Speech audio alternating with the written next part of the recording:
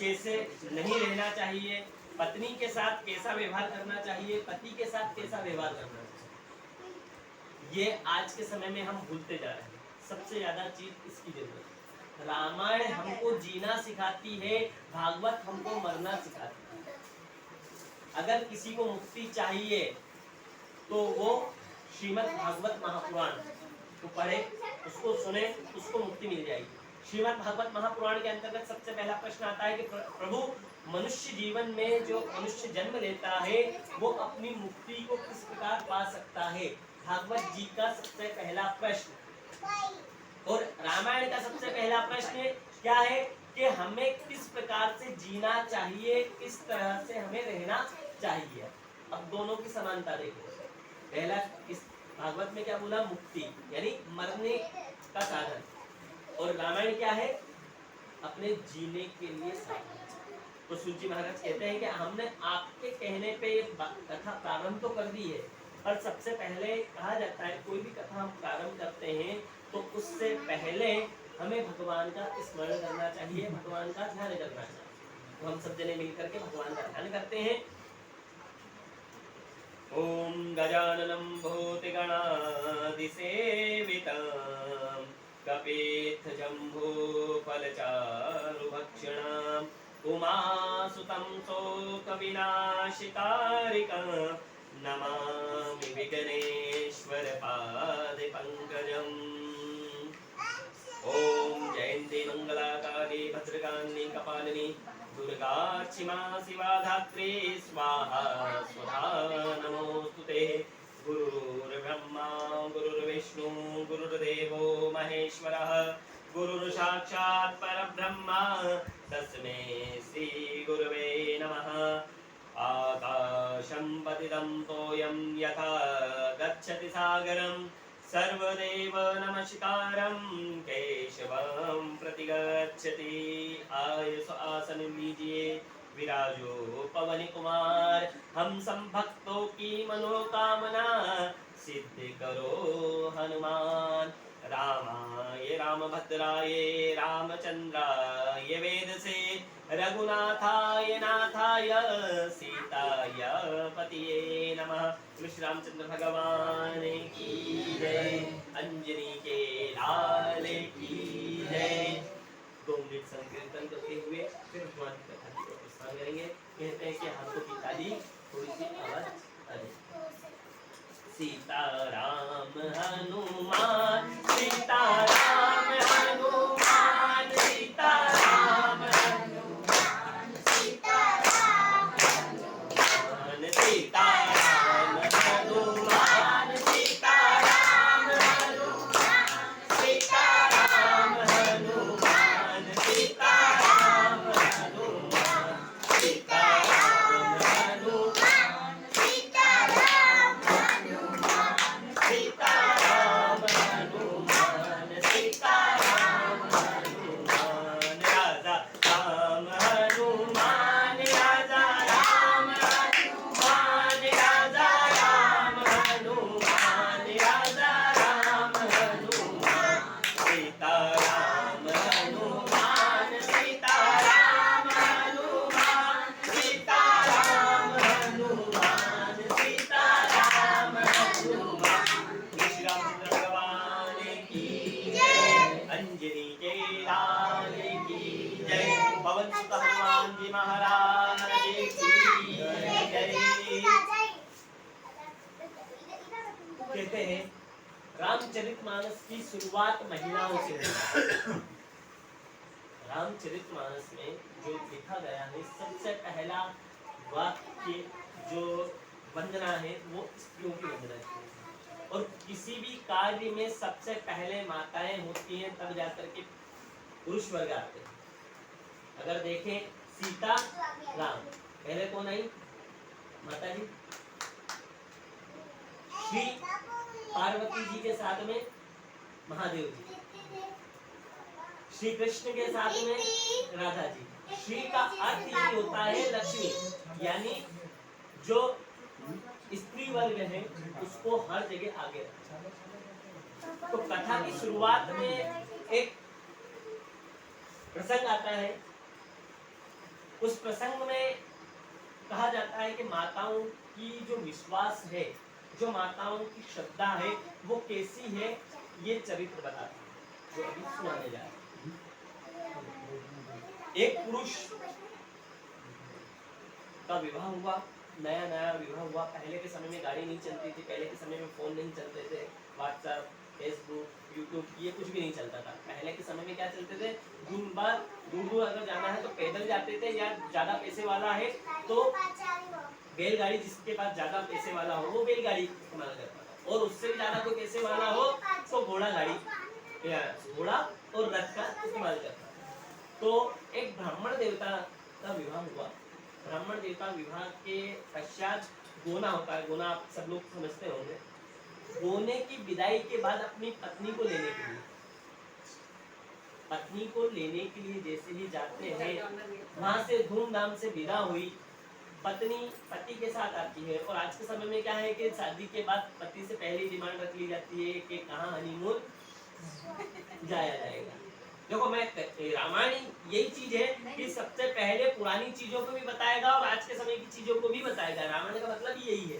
तो पहले है आज के समय में डिमांड बदली जाती है, ये डिमांड कैसे पूरी हुई। दूसरा, पति के साथ एकांत चाहती है। कोई भी नया दाम्पत्य जीवन जिसका शुरू होता है, वो ये चाहता है कि मैं पति के साथ थोड़ा सा एकांतवास कर सकूं। इन्होंने भी यही इच्छा करी, एकांतवास चाहा। पर पहले के समय में पैदल चलते थे तो एकांतवास मिल ही जाता। कोई जाता साथ में तो छोटा जाता था, बड़ा कोई नहीं जाता था दोनों की विदाई में। बड़े को जानबूझ करके लेके नहीं जाया जाता, छोटे को इसलिए लेके जाता था कि उसको कुछ समझ में आती नहीं है। पहले 15-15, 20-20 साल के बच्चे हो जाते थे, तब उन लोगों को कुछ समझ में नहीं आती थी। पर आज के समय में चौथी क्लास में या तीसरी क्लास में पहुंच जाए, जो आप नहीं जानते, जो शादीशुदा व्यक्ति नहीं जानते, वो चौथी क्लास वाला बच्चा आपको बता दे। आज की जनरेशन का फर्क ये है। पति पत्नी दोनों साथ में जा रहे हैं। कुछ लुटेरे होते हैं, मान लीजिए अभी 15 साल पहले अपन जेबीएल की स्थिति देखें। जेबीएल के आसपास में शाम को 7 बजे के बाद कोई जाना पसंद नहीं करता था, ऐसी हालत थी। तो ऐसे ही सुनसान जगह से वो निकल के आ रहे थे। निकल के आते आते कुछ डाकू लुटेरे आपस में चर्चा करी, पंडित जी से राम राम करा। पंडित जी आप कहाँ जा रहे हैं? बोले नया गांव जा रहे हैं। ज्यादा दूर नहीं, अपन जहाँ पहचानते हैं उसी जगह को दे। वह नए गांव जा रहे हो तो चलो एक काम करो, हम भी नए गांव के पड़ोस में अलकापुरी में रहते हैं, तो हम आपको शॉर्टकट रास्ता बता देते। जिसके मन में पाप होता है वो ज्यादा बोलता है, रामायण बता रही है और ये चरित्र भी बता रहा है। जिसके मन में ज्यादा पाप होता है वही ज्यादा बोलता है। उन्होंने कहा एक काम करते हैं, आप बोल रहे हैं मैं आपको जानता नहीं, और मैं 12 महीने जिस रास्ते से आता हूँ वो रास्ता मेरा रात दिन का पहचाना हुआ है, उस रास्ते से मैं जाऊंगा तो मुझे जल्दी भी हो जाएगी और देर लगेगी पर मुझे सुरक्षित रहूंगा। और माताओं का विश्वास, माताएं बोलती हैं, माताएं बहुत जल्दी भोली भी होती है और बहुत जल्दी विश्वास भी कर लेती है। माताएं बोलती ठीक है कोई बात नहीं, ये बोल रहे हैं चले चलते हैं। बोले पंडित जी को बोला, पंडित जी आपको विश्वास नहीं हो तो हम राम जी को बीच में रखते हैं। पहले के समय में कस्में जो खाई जाती थी वो उसको निभाते भी थे, और आज के समय में जो बोला वो सब फेल हो जाए। इसलिए पहले के समय में कहा गया है और अभी भी कहते हैं कि जो बोलो वो करना चाहिए, कभी उससे पीछे नहीं। या तो बोलो मत, या तो आप बिल्कुल बोलो मत, और बोलो तो पीछे हटने का कोई सवाल नहीं होना चाहिए। इसी प्रकार से उन्होंने बीच में किसके रख दिया कि पंडित जी आपको विश्वास नहीं है, राम जी आपके और हमारे बीच में है, हम आपको सही रास्ते पर लेकर के जाएंगे। सही रास्ते पे लेकर के जाने की जब उन्होंने कहा, तैयार हो गए। पत्नी की हट के आगे पति की कुछ नहीं चलती। आज से नहीं, ये जब से सृष्टि बनी है, जब से नियम है। तैयार हो गए, पत्नी की बात मान ली, पंडित जी ने गए और पंडित जी जाकर के साथ में गुंडों का, लुटेरों का तो एक ही विचार था, कंचन। कंचन मतलब सोना को भी कहा जाता है, कंचन सुंदरता को भी कहा जाता है। कंचन और कंचन काया, लुटेरों को दोनों चीज मिली। कुछ दूर निकले, कुछ दूर निकल करके जो ब्राह्मण देवता थे उनका वध कर दिया। किसका वध किया? जो ब्राह्मण देवता थे उनको लुटेरों ने मार दिया। और जैसे ही लुटेरों ने मारा, ब्राह्मण देवता को मार दिया, पत्नी को रोना चाहिए। कायदा यही होता है ना कि अगर पति मर जाए तो पत्नी रोती है, पर ब्राह्मणी जो कन्या थी वो रोई नहीं, और पीछे पलट पलट कर केवल एक ही चीज देख रही थी। पीछे पलट कर क्या देख रही थी? कि जिसको तुमने बीच में रखा, किसको बीच में रखा था? राम जी को बीच में रखा।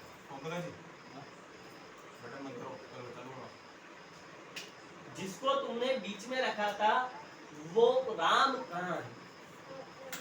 रोई नहीं, उन्होंने केवल एक ही चीज कहा कि जिसकी तुमने कसम खाई थी कि राम जी की शपथ, हम आपको सही रास्ते पे लेकर के जाएंगे, मैं उस राम को ढूंढ रही हूँ, मैं उस राम को देख रही हूँ कि वो राम कहाँ है।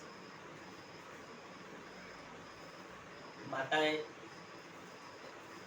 बड़े भावुक होती हैं, बड़े भाव से भगवान राम को याद कर रही कि हे राम, मैं तुम्हारे वचन के पीछे इन अनजान लोगों के साथ में आ गई, मेरे पति को भी राम मार दिया। वो कोई बात नहीं, क्योंकि जो भाग्य में लिखा है उसको कोई भी मिटा नहीं सकता। मान लिया मैंने मान लिया, मेरी जीवन में पति सुख केवल 2 घड़ी का था, कोई बात नहीं, पर मैं ये चाहती हूँ कि आपका नाम खराब ना। ये जब शब्द कहे ब्राह्मण पत्नी ने, जैसे ही ब्राह्मण पत्नी के ये शब्द भगवान राम ने सुने, वहां क्या देखती हैं कि सामने सुंदर गोर वर्ण, यानी सुंदरता, राम जी का स्वरूप क्या है? गोर है। गोर वर्ण भगवान घोड़े पर हाथ में धनुष लेकर के, बाण लेकर के आ रहे हैं, और भगवान राम ने उन सब लुटेरों को मार दिया। जैसे ही राम जी ने सबको मारा, ब्राह्मण देवता के पास आए, ब्राह्मण देवता के पास आकर के उनको पुनः जीवित किया, तो ब्राह्मण देवता को ये लगा कि मैं नींद से जागा। मतलब नींद से जागने के बाद अपने को कैसा एहसास होता है? फ्रेश। तो इसी प्रकार से वो ब्राह्मण देवता को भी लगा कि मैं अभी नींद से जागा हूं। ब्राह्मण कहते हैं कि एक बात बताइए प्रभु राम, मुझे ये बताइए कि आप इतने सुंदर हैं, आपने अपने वचन को रखा, भली झूठे मतलब के लिए आपको बीच में रखा, आप हमारी रक्षा करने आ गए, पर हम पुरुष, हम ब्राह्मण, हम आपको दिन रात पूछते रहते हैं, फिर भी हम आपके दर्शन नहीं कर पाते। देखना जितने भी ब्राह्मण देवता होंगे, अपन श्रीमद् भागवत महापुराण की कथा में आप लोगों ने सुना होगा, कृष्ण भगवान जो है ग्वाल बालों को भेजते हैं कि यज्ञ जहाँ चल रहा है, यज्ञ ब्राह्मणों को जाकर के कहना कि वहां जाकर के कृष्ण बलराम आए हैं, उनको भूख लगी है, भोजन के लिए कुछ प्रदान कर दे। ये कौन सा चरित्र है? श्रीमद् भागवत महापुराण का कृष्ण लीला के अंतर्गत ये चरित्र है। जब कन्हैया जी गाय चराने जाते हैं, गाय चराते चराते जब ग्वाल बालों को भूख लगती है, कृष्ण भगवान को भूख लगती है, तब का चरित्र है। यज्ञ करने वाले ब्राह्मण देवताओं से जाकर के कहा, तो ब्राह्मण देवताओं ने क्या कहा कि हमें यज्ञ की आहुति देनी है, पहले भगवान को भोग लगाएंगे, उसके बाद फिर किसी को खाने के लिए देंगे। दौड़ करके कहां पर आए? कृष्ण भगवान के पास आए। कृष्ण भगवान को कहने लगे, प्रभु पहले ही तो हम भूख से तड़प रहे हैं, मान लो अभी कई लोगों को भोजन करने का भी समय होता है, 8 से लेकर के 10 के बीच में कई लोगों का भोजन करने का समय भी होता है, तो जिसको भूख लगती है तो कैसी लगती है? तो कृष्ण भगवान से कहते हैं कि प्रभु मुझे भूख लग रही है, आपने हमें भेजा, वहां से हमें डांट के भगा दिया, बोले पहले भगवान को भोग लगाया जाएगा, उसके बाद फिर आपको दिया जाएगा। तो कृष्ण भगवान क्या कहते हैं? कृष्ण भगवान ये कहते हैं कि आपने किससे कहा? बोले हमने ब्राह्मणों से कहा। ये पुरुषों का भी स्वभाव कथा बता रही है, इसलिए इस प्रसंग को साथ में ले रहा हूँ। उन्होंने कहा एक काम करते हैं, आपने ब्राह्मणों को बोला है, अब मेरे कहने पे दोबारा जाओ, ब्राह्मण पत्नियां जो हैं उनको जाकर के कहना कि श्री कृष्ण बलराम दोनों भूख से तड़प रहे हैं, उनको भोजन चाहिए। जैसे यज्ञ पत्नी ब्राह्मण पत्नियों को मालूम पड़ा, जितना भी घर में सब भोजन बना था सब लेकर के उसको बाल बालों को थमा दिए और कुछ अपने हाथों में लेकर के बड़े भाव से भगवान के पास गए और अपने हाथों से श्री कृष्ण भगवान को भोजन करवा रहे हैं। मन में विचार करना कि कितना सुंदर दृश्य होगा, कितना सुंदर आनंद वहां बरस रहा होगा, जो साक्षात भगवान को अपने हाथों से भोजन कर। आज के समय में हम भगवान को भोग भी लगाते हैं तो कैसे लगाते हैं कि कुछ नहीं, चिरौंजी का डब्बा भर के लाके रख दिया और उसी में से वो सुबह निकाल के लगा दिया 2 दाने, और भगवान भोग लगा नहीं पाया उससे पहले ही जय हो भगवान, बड़ा अच्छा प्लेट। यही होता है भगवान की बात। भगवान कहते हैं पहली बात तो तुम रोज डेली तुम्हें कलाकंद, मिठाई, रसमलाई, जलेबी, इमरती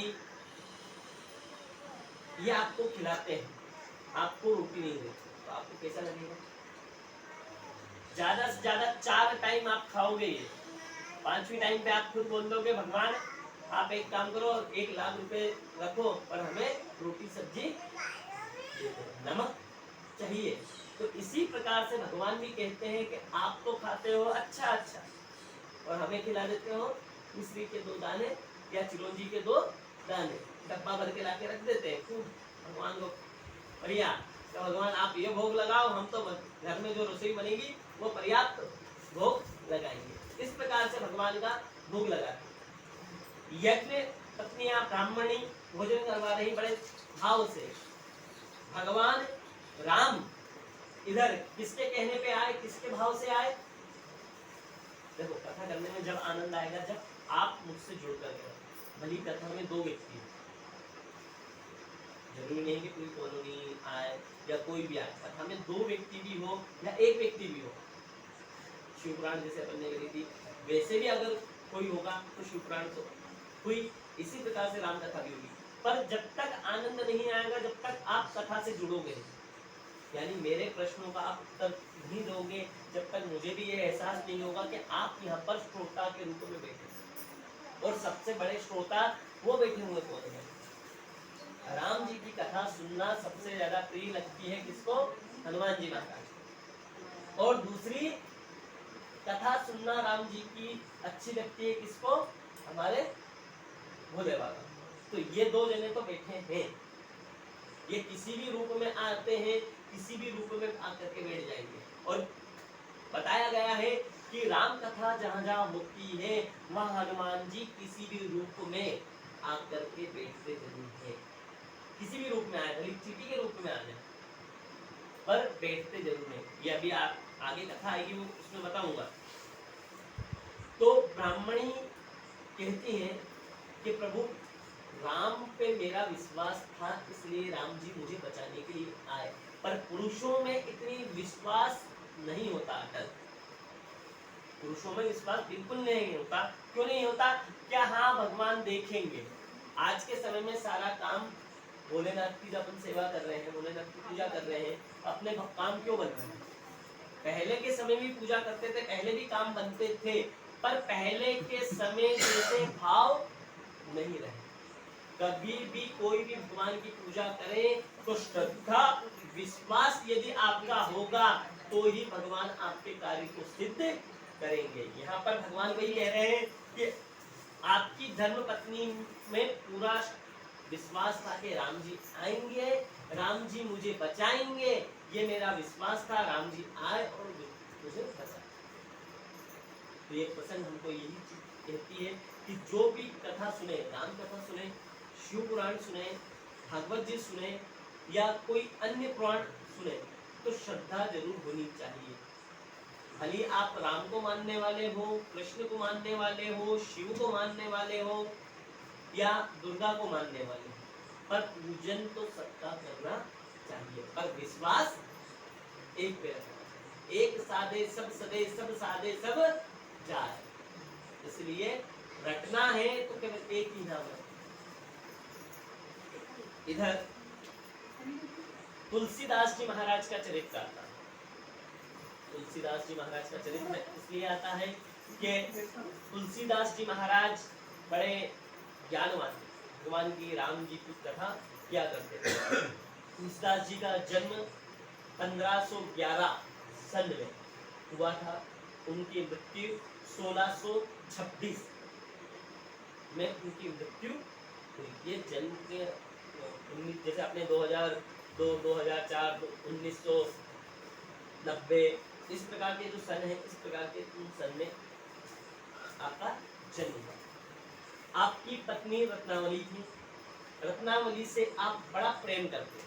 देखो, हर मनुष्य अपनी पत्नी से प्रेम करता है और करना चाहिए, ऐसी बात नहीं है कि नहीं करना चाहिए, पर कुछ मर्यादाएं भी होती हैं। और प्रेम वही सार्थक होता है जो भगवान से मिलाने का काम करते हैं। प्रेम वो नहीं होता जो काम में आपको डुबा करके रखे। गाड़ी एक पहिए की होती। इस चरित्र को अगर सही तरीके से सुनना है तो श्रीमद् भागवत महापुराण के अंतर्गत कपिल देव जी का संवाद माता देवहूति को कर्दम ऋषि संवाद कह रहे हैं कि हे बेटा, देखो, ज्ञान अगर आपको किसी से भी लेना है, कोई छोटा हो बड़ा हो, उससे कोई मतलब नहीं होता। यदि ज्ञान लेना है तो उससे पहले आपको पूछना पड़ेगा। बिन मांगे मोती मिले, मांगे मिले ना भीख, पर ये केवल भीख मांगने के लिए है। ज्ञान जो मांगता है उसी को दिया जाता है। अगर ज्ञान नहीं मांगते हैं कोई और फिर किसी को कोई ज्ञान देता है तो फिर क्या सुनने को मिलता है कि बिना बात का ज्ञान बांटने की जरूरत नहीं है। मैं शब्दों को थोड़ा सा परिवर्तन कर दिया है, शब्द कुछ और थे पर परिवर्तन कर दिया कि बिना मांगे किसी को ज्ञान नहीं देना चाहिए। ज्ञान लो, ज्ञान लेने से कभी ना कभी तो आपके बच्चों को आप वो ज्ञान दे सकते हैं। सबसे पहली गुरु माँ होती है। इसको एक दृष्टांत के माध्यम से समझते हैं। एक बालक को फांसी लगने वाली, ज्यादा से ज्यादा 20 साल का होगा, इसको फांसी लगने वाली थी। फांसी जैसे ही लगने वाली थी, पूछते हैं अंतिम कि आप क्या चाहते हो, आपकी अंतिम इच्छा क्या है। तो उसने भी कहा कि मेरी अंतिम इच्छा मैं बताना चाहता हूँ। बोले बताइए आपकी अंतिम इच्छा क्या है। बोले मेरी अंतिम इच्छा ये है कि मेरी माँ से मुझे मिले। ठीक है, माँ से मिला। माँ से जैसे ही मिला, माँ को इतनी जोर से थप्पड़ मारा उसने कि पूरे जितने जेल वाले थे वो सब देख करके आश्चर्य करा। मन में विचार तो आया सब लोगों का, आपस में कानाफूसी होने लग गई। बोले पहला लड़का ऐसा है जो अपनी माँ को थप्पड़ मारा। उससे पूछा गया कि तुम अपनी माँ को थप्पड़ क्यों मार रहे हो। उसने कहा कि बचपन में जब मैं एक छोटी सी रस्सी, इतनी हाथ की रस्सी चुरा करके लाया था, पेंसिल चुरा करके लेके आया था, कटर चुरा करके लाया था, शॉर्पनर चुरा करके लेके आया था, तभी उसी समय मेरी माँ अगर थप्पड़ मुझे मार देती तो आज मैं चोर नहीं बनता। जो माँ बच्चों को ये शिक्षा देती है, अगर किसी के यहाँ से चुरा करके लेकर के आया है तो ये ध्यान रख लेना, बड़ा होकर के पिताजी की जेब से पैसा तो निकलेगा ही निकलेगा, पर आस पड़ोस में भी नाम के चर्चे होना चालू। देखो, कीर्ति दो नामों से फैलती है। कीर्ति दो चीजों से फैलती है। दो चीज कैसी? एक तो अच्छाई, अच्छाई के नाम से आज राम जी को क्यों पूछते हैं? राम जी को इसलिए पूछते हैं कि उन्होंने जगत का कल्याण किया। तो रावण को क्यों जलाते हैं? रावण को क्यों जलाते हैं? रावण ने भी पर स्त्री पर दृष्टि डाली तो उसका विनाश हो गया। पर संपत्ति पे दृष्टि डाली तो नाश हो गया। सबसे पहला पर संपत्ति। पर संपत्ति कैसे? कि कैलाश पर्वत पे रहने वाले भगवान माता पार्वती जी ने बहुत सुंदर महल बनवाया श्रीलंका जिसको कहा जाता है। उस महल को बनवा करके पूजन के लिए किसको बुलवाएगा? रावण। रावण विद्वान था, ब्राह्मण था, पर सबसे पहला लालच कहाँ गया? संपत्ति, जो आज के समय में सबसे बड़ा विवाद बन गया। आज भाई भाई को नहीं पूछता, बेटा बाप को नहीं पूछता और एक दूसरे को मारने के लिए फिरते हैं। क्यों? ये संपत्ति है। आज से संपत्ति का नहीं, रावण ने संपत्ति पे चाहा, पूजन किया, पूजन करके भोलेनाथ से संकल्प करवा दिया कि प्रभु आपको दक्षिणा, भगवान ने पूछा आपको दक्षिणा क्या दे? उन्होंने कहा कि मैं आपसे दक्षिणा ये चाहता हूँ कि ये महल मुझको दे दे। भगवान ने संकल्प कर दिया, भगवान ने कहा ठीक है ले लो, पर माता पार्वती जी के शब्द थे कि ये जो लंका तुमने ली है, एक ना एक दिन ये लंका ही तुम्हें जला करके भस्म कर देगी, जला करके भस्म कर देगी। सुंदरकांड में अपन जाए तो हनुमान जी महाराज की पूंछ में आग लगाएगी, हनुमान जी महाराज की पूंछ में आग लगी। रहा न नगर घृत तेल, नगर में ना तो घी रहा न तेल रहा, सारा यानी शाम को जो भोजन बनाना था उसके लिए भी भगाड़ लगाने के लिए तेल और घी पूरे नगर में नहीं रहा, और कपड़े जितने थे वो सारे नगर के कपड़े बांध दिए और हनुमान जी की पूंछ में आग लगाई। और बंदर का स्वभाव क्या होता है? उछल कूद मचा, इस छत से उस छत, उस छत से इस छत। हनुमान जी महाराज जी ने वही करा, इधर से उधर कूदे और जाकर के पूरी लंका जल गई। चले मरुत 49, पवन देव भी सब 49 गण है, सभी चलने लगे। लंका पति रावण के सामने लंका जल रही है, किसके कारण से? जो पूंछ है वो पूंछ कौन है? माता पार्वती। संपत्ति का लिया था, माता ने श्राप दिया ये संपत्ति जल करके भस्म हो जाएगी। भगवान, ये हनुमान जी का चरित्र बाद में आएगा, नारद चरित्र के साथ में हनुमान चरित्र की चर्चा करेंगे, पर अभी जो चर्चा कर रहे हैं उस चर्चा पे आ जाते हैं। तो सबसे पहली माता गुरु होती है, और दूसरी आदमी को सही मार्ग पे ले जाने वाली धर्म पत्नी। हमारे शास्त्र में कहा गया है धर्म पत्नी, पत्नी, वाइफ और धर्म पत्नी। पत्नी वो जो पर्स कान के आगे आगे चल रही, वो है पत्नी। आप लोग बैठे हो नहीं है, आप लोग बैठे हो नहीं। वाइफ जो पति की बात कभी ना सुने, पति की बात बोलने का मौका ना दे, वो वाइफ। और धर्म पत्नी वो कि जो पति पूजन पाठ में नहीं जा रहा हो उसको भी जबरदस्ती लेकर के पूजन पाठ में आ जाए कि तुम्हें धर्म करना पड़ेगा, तुम्हें धर्म के कार्य में आगे आना पड़ेगा, वो कहलाती है धर्म पत्नी। पत्नी का किया हुआ दान, ये कलयुग में थोड़ा सा परिवर्तन हो गया है।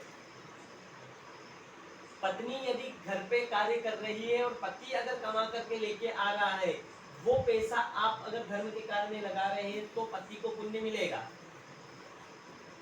दोबारा बोल रहा हूँ, सुनिए। पत्नी यदि घर के कार्य करती यानी नौकरी नहीं करती या कोचिंग नहीं पढ़ाती या किसी भी प्रकार का कोई व्यवसाय नहीं करती है, तो पति जो कमा करके लाता है वो आप अगर धर्म में लगा रहे हैं तो वो पुण्य आपके पति को भी लगेगा।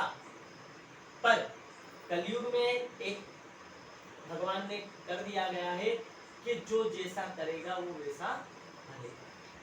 कर्म प्रधान विश्व करी राखा, जो जस करहि तस फल चाखा। यानी जैसा जो कर्म करेगा, अगर पत्नी भी कमा रही है और पति भी कमा रहा है, पति अगर भगवान के यहाँ अर्पण कर रहा है तो केवल पति को लगेगा,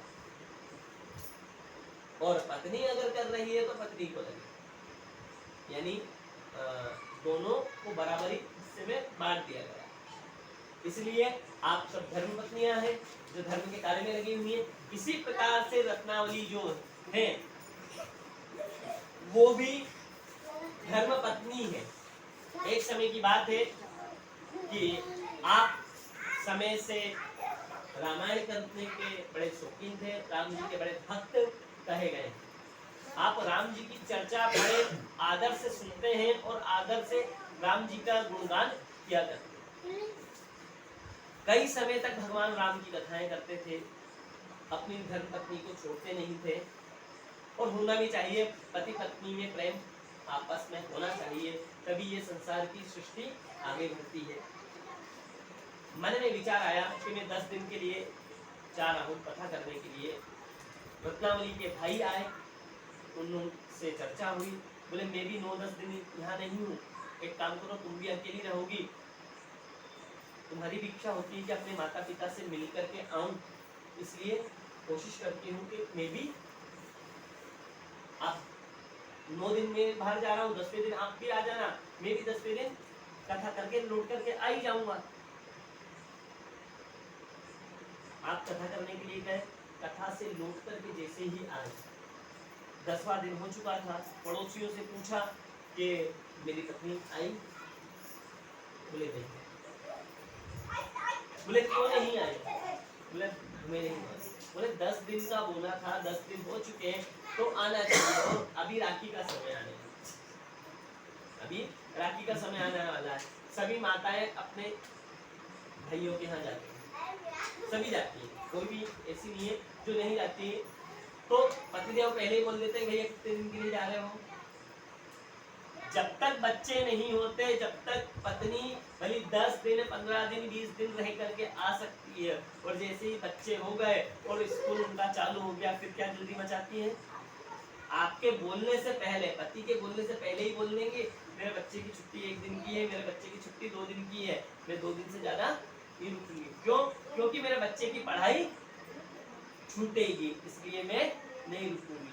आपके बोलने से पहले बोल देंगी, पर कब तक रहेंगी मायके में? जब तक बच्चा नहीं होगा, जब तक वो अपने मायके में रहना पसंद करती। और कहते हैं कि मायका भी कितने दिन सुख देता है? मायका ज्यादा से ज्यादा 7 दिन सुख देता है। 10 दिन अगर हो जाते हैं तो आपस में कान फूटने लगते हैं।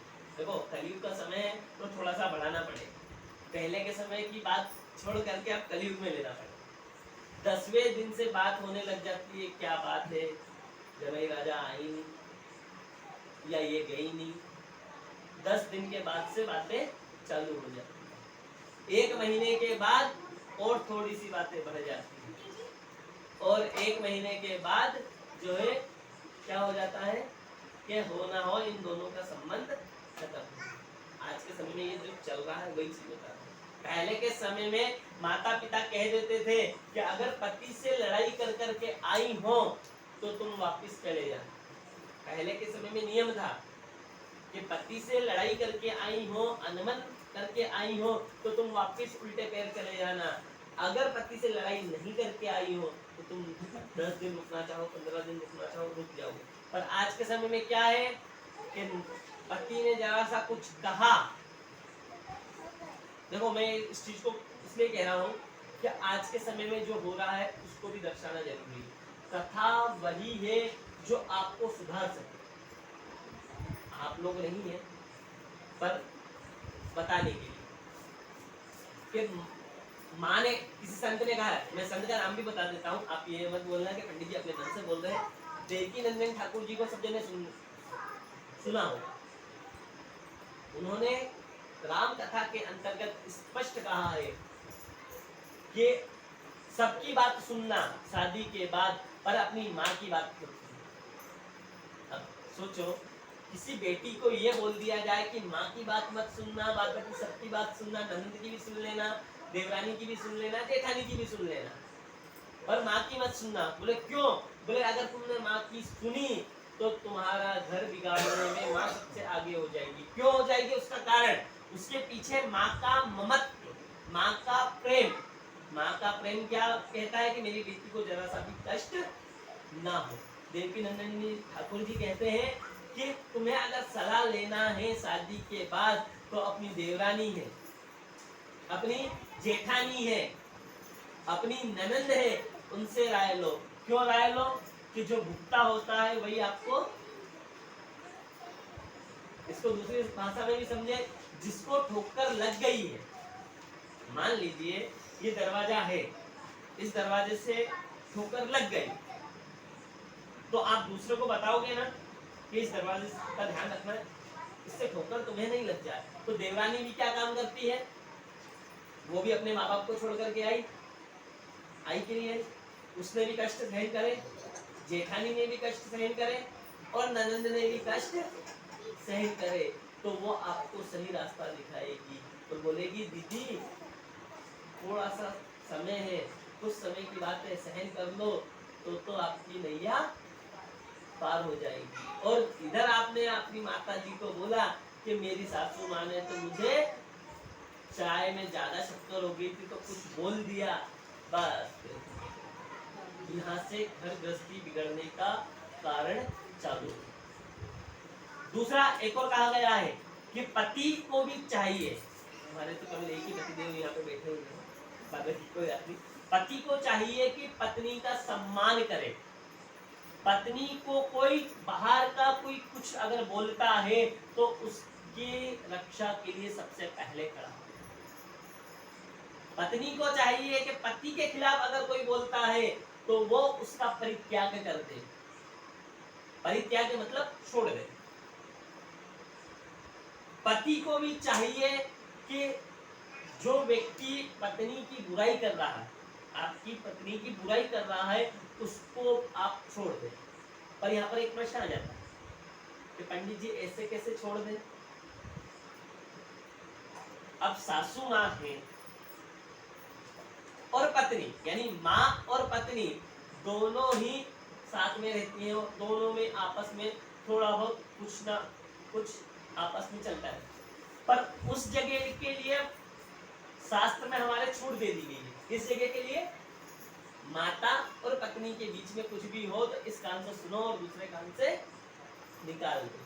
पर जैसे मान लीजिए कि उदाहरण के लिए मैं ही हूं, मैंने किसी के पत्नी के बारे में कुछ अगर बोल दिया तो उस व्यक्ति को चाहिए कि मुझसे संपर्क खत्म कर दे। क्यों खत्म कर दे? क्योंकि मेरी जैसी इज्जत है वैसी किसकी इज्जत है? मेरी पत्नी की इज्जत। मेरी इज्जत का ख्याल वो रखती है तो मैं उसकी इज्जत का ख्याल रखूं। ये आपस में बताया गया है, शास्त्र बता रहा है, मैं अपने मुंह से नहीं बोल। और सुनना हो तो देवकी नंदन ठाकुर जी के पहले दिन की कथा, जो चीज मैंने अभी बोली है, वही के वही शब्द आप सुन सकते हैं। और कहा गया है कि सगा भाई भी अगर अपनी भाभी का अपमान कर रहा हो तो आए मौके पे उसको भी दंड देने का अधिकार आप रखते हैं। अब इसको सुन ले कैसे। रामायण सिखाती है हमें भाभी के साथ व्यवहार कैसा करना चाहिए। भाभी के साथ व्यवहार ऐसा करना चाहिए जो श्री लक्ष्मण जी ने माँ सीता के साथ किया। कैसा व्यवहार किया था माँ सीता के साथ? कि लक्ष्मण जी ने हमेशा कहाँ देखा? सीता माँ के चरणों में देखा। उनकी निगाह कभी उत्तर के ऊपर की तरफ नहीं गई है कि माँ का चेहरा कैसा है, कि माँ दिखती कैसी है। ये कभी लक्ष्मण जी के निगाह माँ से नहीं मिली है। सीता माँ बता रही है और लक्ष्मण जी यहाँ बता रहे हैं कि भाभी और देवर के संबंध कैसा होना चाहिए। आजकल जैसा नहीं कि भाभी से मिलने गए और गले पे जो है रंग लगा, हाथों पे रंग लगा। भाभी माँ अगर सही मानते हो तो अगर रंग भी लगाना है तो उनके पैरों में आप रंग लगाए। रामायण ने यहाँ तक लिखा है कि लक्ष्मण जी ने माँ के हाथ तक नहीं देखे कि माँ की हाथ में चूड़ी कैसी है। ये संवाद कब आएगा? लंका कांड से पहले ये संवाद आएगा। जब माता का रावण लेकर के जाता है, माँ अपनी निशानी के लिए चूड़ी उतारती है, जेवर उतारते हैं, पायजेब उतारते हैं, उतार करके फेंकती निशानी के राम जी घूमते घूमते आएंगे मुझे लेने के लिए। तब लक्ष्मण जी को कहा कि देखो ये तुम्हारी भाभी माँ की चूड़ियां हैं। वो बोलते प्रभु मुझे वो चूड़ी भी याद नहीं कि भाभी माँ ने कैसी चूड़ी, वो चूड़ी मुझे याद नहीं कि भाभी माँ ने कैसी चूड़ी पहनी थी। हाँ पाइजेब जब दिखी तब उन्होंने कहा कि हाँ अब मैं बोल सकता हूँ कि ये नूपुर, नूपुर का मतलब पाइजेब होता है, ये नूपुर सही में मेरी माँ है। उनको तुरंत पहचान लिया, छिया उनको तुरंत पहचान लिया कि ये मेरी सीता माँ के हैं। रामायण हमें ये सिखाती है, रामायण ये सिखाती है कि भाई के साथ भाई को कैसे रहना चाहिए, भाई को भाई के साथ कैसे व्यवहार करना चाहिए। तो ये रामायण में भरत चरित दो वर्ग बट गए हैं, राम जी लक्ष्मण जी, भरत शत्रुघ्न। कोई भी अपन खेल खेलते हैं, जब भी श्री कृष्ण भगवान की जय, जब कोई भी खेल अपन खेलते हैं तो दो टीम जरूर बटते हैं, एक पक्ष की और एक विपक्ष की। इसी प्रकार से राम जी और लक्ष्मण जी दोनों खेल खेलते थे। राम लक्ष्मण एक टीम में, भरत शत्रुघ्न एक टीम में। आपस में खेल में भी भरत जी राम जी से जीतना नहीं चाहते। क्यों नहीं जीतना चाहते थे, उसका कारण था। मैं भगवान से जीतना इसलिए नहीं चाहता कि भगवान अगर मुझे, मैं भगवान से जीत गया तो भगवान हार जाएंगे और भगवान का हारा हुआ चेहरा देख करके मुझे खुशी नहीं होगी। इसलिए मैं भगवान लक्ष्मण जी, शत्रुघ्न, राम जी, भरत आपस में खेल में हमेशा हारा करते। एक किसी कवि ने एक भाव भी ये कहा है कि भाव में भी भरत, सब भाव मतलब स्वप्न अपन जब देखते हैं उसमें भी भरत जी राम जी को दुखी नहीं देख सकते। भरत जी का चरित्र बड़ा अनूठा है। भरत जी कहते हैं कि प्रभु मैं ऐसा दुखियारा जो आपको हराऊं ऐसा कभी हो नहीं सकता। पर राम जी प्रयास करते थे, कम से कम प्रयास ये किया करते थे कि मेरा भरत, और बड़े भाई को यही चाहिए, राम जैसा स्वभाव चाहिए कि छोटे भाई कभी किसी बात के लिए अगर जिद करता है तो उसकी बात वो पूरी करे। भरत और राम, भरत लक्ष्मण शत्रुघ्न आपस में एक दूसरे को मान सम्मान दिया करते थे, जो आज के समय में कोई नहीं है। आज के समय में रामायण हमको यह सिखाती है, माता पिता गुरु भाई इनके बराबरी पे कभी नहीं बैठना चाहिए। पर आज के समय में हम क्या करते हैं कि जहां माता पिता बैठे हैं वही पड़ोस में जाकर के बैठे हैं। या कोई ब्राह्मण साधु संत आया है तो ना तो उठ करके उसका सम्मान करेंगे, ना उसको उठ करके आसन देंगे, अपन को टांगे फैला करके बैठे रहेंगे। अगर किसी से काम है तो क्या बोलेंगे, मम्मी से काम है, पापा से काम है, वही टांगे पसार करके क्या बोलेंगे, अंदर है ना आप अंदर चले। ये रामायण नहीं सिखाती। रामायण ये सिखाती है कि जो भी आए सबसे पहले उसको हम नमन करें, उसको प्रणाम करें और फिर जाकर के भगवान की जो है आप आशीर्वाद। पहले के समय में पैर छूने का नियम बताया गया था। दंडवत प्रणाम किसको कहा जाता है, पहली बात तो आप ये बताएं कि दंडवत प्रणाम किसको कहा जाता है। आप किसको मालूम है कि दंडवत प्रणाम किसको कहा जाता है? हाँ, पर दंडवत प्रणाम किसको करना चाहिए, किसको नहीं करना चाहिए। अगर 10 साल से छोटी बच्ची है तो वो वही एक बार को भगवान को दंडवत प्रणाम कर सकती है, पर कायदे से माता पिता जो है, मालवा में देखा है मैंने कि माता पिता बच्चियों से पैर छुआते हैं मालवा में, यहाँ के अपने यूपी वगैरह में नहीं करते, पर कायदे से ये कहा जाता है कि उनको पैर नहीं छुआना चाहिए। उल्टा हमें उनके पैर छूना चाहिए। दूसरा, दंडवत प्रणाम पहला भगवान को किया जा सकता है। माताएं दंडवत प्रणाम कभी ना करें। माताओं के लिए स्पष्ट निषेध बताया गया है। कई माताएं हैं जो आज भी मैं जिनको देख रहा हूँ, मुझे 20 साल हो गए उनको देखते देखते, वो दंडवत प्रणाम करती हैं। उनको कितना भी समझा लो नहीं समझ में आती। पर शास्त्र में कहा गया है कि अगर आपको दंडवत प्रणाम करना है तो माताएं दंडवत प्रणाम ना करें। केवल पुरुष भगवान के सामने दंडवत प्रणाम कर सकता है, गुरु के सामने दंडवत प्रणाम कर सकता है, और भगवान के सामने। ये 3 जगह है। चौथी जगह कभी दंडवत प्रणाम नहीं करना है। आज के समय में पंडित जी दंडवत प्रणाम तो दूर की बात रही, ढंग से अगर पैर कोई छू ले तो बहुत बड़ी बात।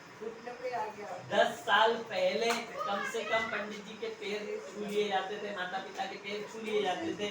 पर आज के समय में, आज 10 साल पहले, अब इधर आ जाए 2023 तक आ जाए तो अब तो कमर भी छू ली तो बहुत बड़ी बात, दूर से ही। तो वही कमी आज के समय में हमें सिखा रही है। पहले के समय में योगा की जरूरत नहीं पड़ती थी। पहले के समय में योगा कैसे हो जाता था, ऐसे ही गृहस्थी के काम में। एक अच्छी वीडियो आई थी मेरे पास व्हाट्सएप पे, शायद किसी को भेजी भी थी, कि आप तो अच्छे खासे जिम में जा रहे हैं पैसे बर्बाद करने के लिए। पैसे बर्बाद करने के लिए आप जिम में जा रहे हो, जिम में जाकर के आप मेहनत कर रहे हो। पहले के समय में क्या होता था, कुएं से खींचते थे। जिम भैया करते हैं, भैया को ज्यादा जानकारी होगी, नहीं करते?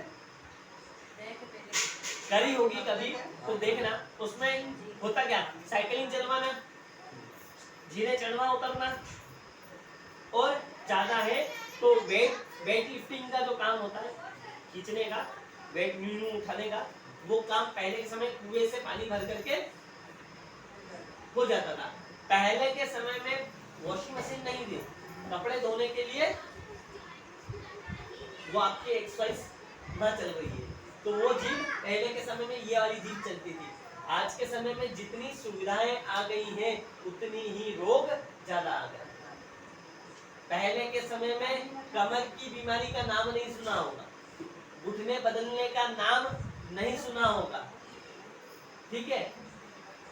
पहले के समय में काजल भी लगाया जाता है।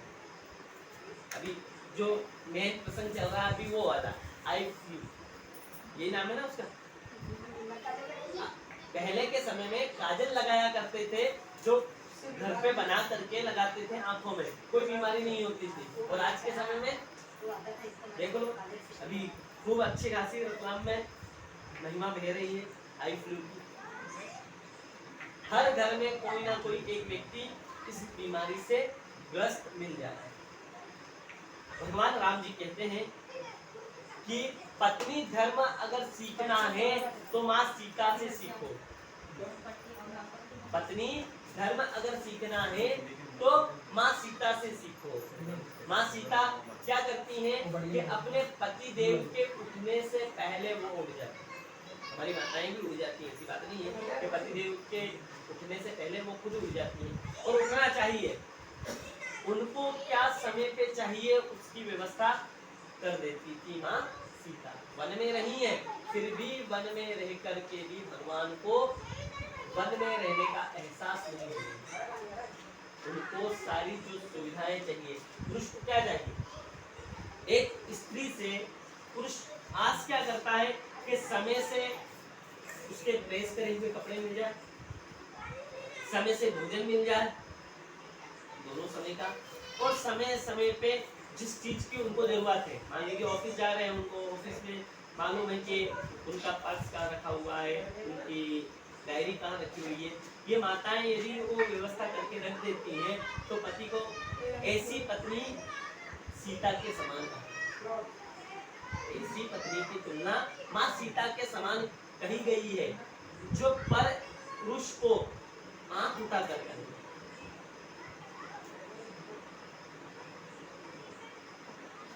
माँ पार्वती सीता कहती है कि मुझे बड़ा आनंद मिलता है मेरे पति की सेवा करने में और मैं ये चाहती हूँ कि आजीवन मुझे बाबा राम के चरणों की दासी बनी रहूं, बस यही मैं चाहती हूँ। माँ सीता ये चाहती है और आज के समय में क्या चाहती है कि हाँ अपने आप काम कर ले तो और अच्छा, कम से कम मेरे शरीर को थोड़ा सा सुख मिल जाए। इधर भगवान कहते हैं, जो हम मेन प्रसंग पे थे वापस उसी प्रसंग पर लौट करके आते हैं कि पत्नी के विरह में, पत्नी से प्रेम था, पत्नी के विरह में बारिश हो रही है, घनघोर आंधी आ रही है, बाढ़ आ रही है, पर उनको ये याद आया पत्नी के ज्यादा प्रेम में भी नहीं पड़ना चाहिए। कहते हैं कि जहाँ ज्यादा मीठा होता है वहां चीटे मकोड़े ज्यादा लग जाते हैं, ये किसी ने कहा है। इसलिए प्रेम भी एक हद तक होना चाहिए, हद पार करके प्रेम नहीं होना चाहिए। प्रेम के दीवाने में आज के समय में सबसे बड़ी समस्या ये हो गई, साहब हमें तो प्रेम हो गया। आज के समय में सबसे ज्यादा क्या चल रही है, लव मैरिज करने का ज्यादा भूत सवाल। अगर आप अपनी समाज में कर रहे हैं तो उत्तम है, सनातन धर्म में कर रहे हैं उत्तम है, अगर आप जा रहे हैं तो थोड़ा सा उसका विरोध होना भी चाहिए। तो आप सबसे पहले ये चीज सोचे, प्रेम किसको कहा जाता है, प्रेम की परिभाषा क्या है। प्रेम की परिभाषा सिखाती है त्याग करना। पहला, इसको हम बहुत अच्छी तरह से समझते हैं कि मैं दोनों के लिए बात करूंगा, इसमें बालक बालिका दोनों के लिए समान बात बोलूंगा। इसको कोई ये ना सोचे कि केवल बालिकाओं के लिए बोल रहा हूँ या केवल बालक के लिए बोल रहा हूँ। जब बेटा या बेटी जन्म लेती है और पिता के हाथ में आती है तो पिता का क्या भाव होता है, पिता की खुशी का ठिकाना नहीं रहता। जब बालक या बालिका उसके हाथ में आती है उसी समय पिता सोच लेता है कि आज से मैं जो है 100 रुपए कमा रहा हूँ तो अब मुझे 150 रुपए कमाने की जरूरत है। कब से, जब से बच्चा पैदा हो। समझना, अपनी लाइट चालू नहीं है कोई बात नहीं, पर मैं इसका शॉर्ट कटवा के अपने ग्रुप को जरूर डलवाऊंगा। रोहित को बोलते हैं आज के समय की जो परिभाषा है वो पिता उसी समय अपने पैसे कमाने के लिए सोचने लगता है। पिता के पैरों में घिसी हुई चप्पल रहती है, फिर भी बच्चे के लिए क्या सोचता है, नए जूते लेकर। वो फटे पहनेगा, पूरे तले घिस गया होगा, अंगूठा बाहर निकल रहा होगा, एड़ी बाहर निकल रही होगी, फिर भी पिता सोचेगा कि मेरे बेटे के लिए सबसे अच्छे से अच्छा ब्रांडेड जूता। पिता फटे बनियान में रहेगा और 2 साल 3 साल कपड़े नहीं सिलवाएगा, फिर भी बेटे के लिए हर साल में 5 से 7 जोड़ कपड़े जरूर लेकर। ये पिता करता है। पिता पढ़ाने के लिए कैसे ना कैसे करके पैसा इकट्ठा कर देता है और पढ़ने के बाद बेटा बोलता है कि पिताजी तुमने करा क्या।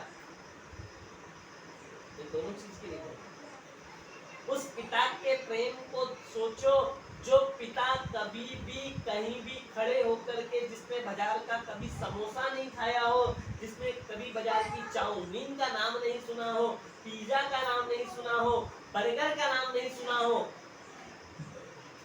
वो पिता अपने बच्चों को पिज्जा बर्गर खिलाने के लिए पैसे दे देता है। उनसे नहीं पूछता कि बेटा तुम्हें काय के लिए पैसे चाहिए। जिसने कभी टेस्ट नहीं लिया, जिसने नमक से रोटी खा ली हो, उस पिता को बोलते हो कि तुम्हें हमें बाजार में ले जाने में शर्म आती। ये माँ के लिए भी बोल रहा हूँ, ये चीज माँ के लिए भी है। माँ भी गीले कपड़े में, बच्चे के गीले कपड़े में, इसको अपन इस तरह से समझते हैं। एक बुजुर्ग माँ ने कथा, ये चरित्र जब चल रहा था, इस चरित्र को मैं पूरा करता हूँ, उसके बाद अगला चरित्र बताता हूँ कि ये चरित्र में जब कहा गया कि पिता ये कर्म करते हैं, पिता अपने बेटे के लिए जो आंखों से नहीं दिखता, जो अपनी मेहनत, अपनी क्षमता से ज्यादा मेहनत करके पैसा कमाते हैं, और पिता बेटे के लिए ला करके गाड़ी देते हैं, और एक बार अगर बेटे से बोल दिया कि बेटा मुझे इस गाड़ी पे घुमा दे, तो बेटा क्या बोलता है कि तुम बैठना क्या जानते। पिता को होटल ले जाने में आप किसकी बदौलत खड़े हुए हो? आज खड़े हो तो अपने माता पिता की बदौलत इस दुनिया में खड़े हुए हो। यदि तुम्हारे माता पिता अगर जन्म नहीं देते तो उस दुनिया में कैसे आते? यदि तुम्हारे माता पिता तुम्हें अपना पेट काट करके बड़ा नहीं करते तो तुम इतने बड़े कैसे हो जाते? तुम्हारे माता पिता इतना त्याग नहीं करते तो तुम कहां से इस वेल एजुकेटेड जो आप अपने आप को बता रहे हैं वो आप नहीं कर रहे। किसकी बदौलत कर रहे हो? अपने माता पिता की बदौलत। और बड़े होकर के क्या बोलते हो कि आप हमारे साथ जाने में अच्छे नहीं लगते, हम कंफर्टेबल नहीं रहते, तो हमारी रेपुटेशन बनी हुई है, हमारी एक पोजीशन बनी हुई है, वो पोजीशन पिता को ले जाने से खराब हो जाती है, तो ऐसी पोजीशन नहीं चाहिए। ऐसी पोजीशन किसी काम की नहीं जो आप अपने माता पिता को साथ में ले जाने के लिए भी शर्म आती है आपको, तो ऐसी जगह भी आपको जाने का कोई अधिकार नहीं। इसलिए कभी भी कितने भी बड़े आप बन जाओ, पर एक चीज जीवन में ये याद रख लेना कि जो कुछ दिया है पिता की बदौलत है। अगर पिता नहीं करता नहीं करता। इधर माँ की चर्चा हो रही थी कि माँ क्या करती है, माँ क्या होती है। तो एक पुत्र के मन में विचार आया कि माँ इतने समय तक तुम मेरी सेवा करती रही, आज मेरा विचार है कि आज मैं तेरे पास सो करके तेरी सेवा करूँ। बुजुर्ग थी, 90 साल की हो गई थी, और हर बच्चा जो माता पिता से प्रेम करता है वो माता पिता की सेवा करना चाहता है। माँ के पास सोए, सो करके आधा घंटा भी नहीं हुआ होगा, उसके बाद माँ ने उठाया कि बेटा एक काम कर, मुझे पीने के लिए पानी ला करके। पानी लाया, एक घूंट पानी पिया और वापिस जो है थूक दिया, पी करके बाद बाकी पानी पिला दिया। बेटे वापिस आकर के सोया, फिर आधा घंटा हुआ, फिर माँ ने जगाया, फिर गिलास भर के लेके आया, एक घूंट पानी पिया, 2 घूंट पानी पिया, उसके बाद फिर फेंक दिया। ऐसे करते करते रात में 3-4 बार किया। जब 3-4 बार करा तो बेटे को थोड़ी सी चिढ़ छूट गई। एक तो कच्ची नींद, जब नींद किसी को लगती है और नींद में किसी को उठा दे तो कैसा लगता है कि जैसे 100 किलो का वजन या हथौड़ा हमारे पे मार दिया। तो बेटे को चिढ़ छूट गई। बेटे ने कहा कि माँ तुम पीती तो नहीं हो पानी, तुम बार बार मुझे बुला रही, जगा रही हो और जरा सा पानी पी करके फेरा देती हो। तो माँ कहती है बेटा तू मेरी सेवा करना चाह रहा है ना, तू मेरी सेवा करना चाह रहा है, मैं तेरी सेवा की ही बात बता रही हूँ। तूने जो सेवा चाह रहा है मैं वो सेवा ही कर रही हूँ। बचपन में जब तू छोटा था, जब तू बोल नहीं सकता था, तेरे कपड़े गीले करता था, तब मैं बदलती थी, मैं गीले में सोती थी, तुझे सूखे में सुलाती थी कि मेरे बेटे को कोई परेशानी ना हो। मैं भूखी रहती थी, मैं खाने को जब बैठती थी ना, जब तू दौड़ करके आ जाता था कि मम्मी मम्मी मेरे जो है बाल बना दो, मेरे स्कूल का बैग तैयार कर दो, मेरे जो है टिफिन तैयार कर दो, तो मैं अपने मुंह का कोर भी नीचे रख करके तेरी सेवा में लग जाती थी। तेरे काम करते करते फिर तेरे पिता आते थे, उनका समय हो जाता था, उनका काम करने लग जाती थी, पर अपना ध्यान नहीं रखता। एक रात में माँ क्या बोलती है, एक रात में तुझे इतना याद आ गया कि माँ तुम मुझे परेशान कर रही हो। अरे तू जब मेरी कोख में था तब तूने कितनी लातें मारी, वो मैंने सहन करी। तूने जितनी लातें मारी वो लातें मैंने सहन करी है, फिर भी तू सोच रहा है कि माँ क्या करती है। माँ की बराबरी इस दुनिया में कोई नहीं कर सकता, कितना भी बड़ा हो। माँ को हम जवाब देते हैं, माँ को हम ऊंची आवाज में बोलते हैं कि तुम कर लो, उस माँ की उम्र नहीं होती कि वो माँ सारा काम करे।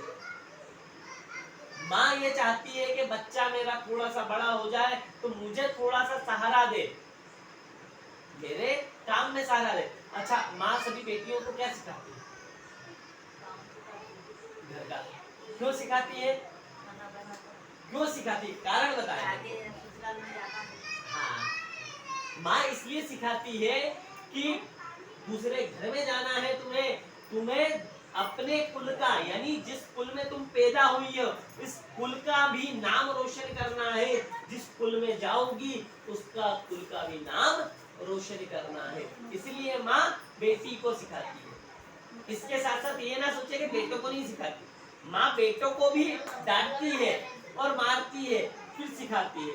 पहले के समय में मारते थे, पीटते थे, पर आज के समय में जरा सी अपन ने कुछ बोल दिया तो ज्यादा नाराज हो गए।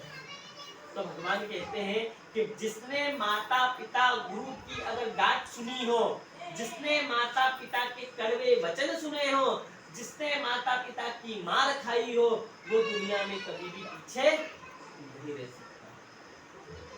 पहले के समय में जब पढ़ने जाते थे ना, तो एक चीज जरूर बोल देते थे कि पंडित जी या गुरुकुल में गुरुदेव के मांस मांस आपका और हड्डी हड्डी हमारी। ये क्यों कहा जाता था कि भय बिना होए ना पीर, यानी जब तक किसी चीज का डर ना हो, जब तक कोई व्यक्ति कोई चीज नहीं सीख सकता।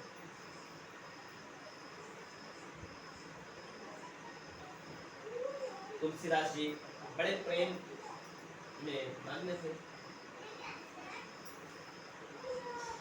मुर्दे को नाव समझ करके, ये कथा आपको मालूम है इसलिए मैं इसको थोड़ा फास्ट करूंगा। मुर्दे को समझ करके, नाव समझ करके गए। आगे से जाएंगे तो रात में अगर ससुराल में कोई भी व्यक्ति जाए जमाई और रात को जाकर के 2 बजे दरवाजा खटखटाए तो ससुराल वाले क्या सोचेंगे। इसलिए उन्होंने क्या देखा कि पीछे जो है रस्सी टंगी हुई है, सर को रस्सी समझ करके गए, अपनी पत्नी के पास गए, बड़ी के पास गए, वहां जाकर के कहा कि एक काम करो, तुमने मेरे लिए सुंदर नाव की व्यवस्था कर रखी थी, तुमने मेरे लिए रस्सी टांग रखी थी, तो खिड़की खोलकर रत्नावली कहती है कि ये जंग जो है सर्प है, ये मैंने नहीं टांगा, ये सर्प ऐसे ही था, आप इसको मेरे प्रेम के चले थे। रत्नावली कहती है ये मांस हड्डी का बना हुआ शरीर है, इस पे से परत ये जरा सी चमड़ी हटा दी जाए तो इसको आप देख नहीं सकते इसमें कितने कीड़े हैं। इस त्वचा, इस मलमूत्र के शरीर को आप इतना प्रेम करते हो, इससे 1% भी प्रेम यदि राम से किया होता या कृष्ण से किया होता तो आपका जीवन। और आज के समय में हमें कोई कितना भी कुछ भी कड़वा कह दे, जो कड़वा कहता है ना, किसी ने कहा निंदक नीरे राखिए आंगन कुटी समाये। निंदा करने वाले को अपने पास में जरूर बिठा के रखना चाहिए और उससे और राय लेना चाहिए कि और इसमें क्या कमी रही, इसलिए निंदक को साथ में रखना चाहिए। पत्नी ने धमकाया, जैसे कि मैंने पहले ही कहा था कि पत्नी ही होती है और माँ ही होती है जो आदमी पुरुष को ऊपर तक पहुंचा सकती, और आदमी को नर्क पहुंचाने वाली भी पत्नी होती है। पत्नी रत्नावली ने कहा कि तुम मुझसे प्रेम कर रहे हो, हाड़ मां के शरीर से, ये त्वचा जो गोरे कलर की है, किसी की गोरी है, किसी की गेहुआ है, किसी की काली है, ये 3 कलर है, इसके अलावा चौथा कोई कलर नहीं है। बोले तुम इससे प्रेम कर रहे हो, इसकी बजाय राम जी से प्रेम किया होता निश्चित आपको प्राप्त हो जाती। उसी समय तुलसीदास जी महाराज के जीवन में परिवर्तन प्रारंभ, और जैसे ही परिवर्तन प्रारंभ हुआ कहते हैं मनुष्य के जीवन में परिवर्तन होना चाहिए। परिवर्तन जैसे ही प्रारंभ हुआ उसी समय से अपनी पत्नी का त्याग कर दिया, अपनी पत्नी का त्याग किया, त्याग करके अपनी पत्नी को भूल गए और राम की सेवा के लिए तैयार। देखो जिसको जो चीज चाहिए, जैसे माता जी को माताओं को घर में हींग, जीरा, राई, सरसों अगर चाहिए, पड़ोस की दुकान पे नहीं मिल रही होगी, राम मंदिर नहीं मिल रही होगी, माना चौक नहीं मिल रही होगी, तो चांदनी चौक तो पहुंची जाएगी। पहुंचेंगी कि नहीं पहुंचेंगी? पहुंचेंगी। ये किसकी चाह है? आपकी चाह। आपको इस चीज की जरूरत है। जिस व्यक्ति को जिस चीज की जरूरत होती है, किसी संत ने तो दूसरी तरह से समझा है, तब बस मैं इसको दूसरी तरह से समझा रहा हूँ। तो वो व्यक्ति वो चीज ढूंढ लेता है। बारात में जाते हैं लोग बात, तो बारात में हर तरह के जाते हैं, जिसको जो जरूरत लगती है वो अपनी दुकान ढूंढ लेता है।